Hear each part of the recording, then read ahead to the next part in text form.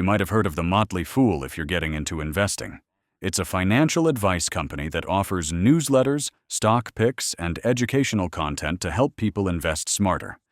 Their most popular service, Stock Advisor, gives monthly stock recommendations and market guidance.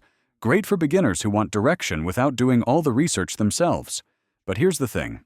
It's not a get-rich-quick scheme. Like any investment tool, some calls work out, some don't. And while they've beaten the market over time, there's no guarantee every pick will pay off. Also, at nearly $200 a year, it's an investment on its own. So if you're just starting with a small portfolio, it might not be the first thing to spend on. So, is it worth it? If you're new to investing and want a simple way to learn and follow solid strategies, yes, it can help.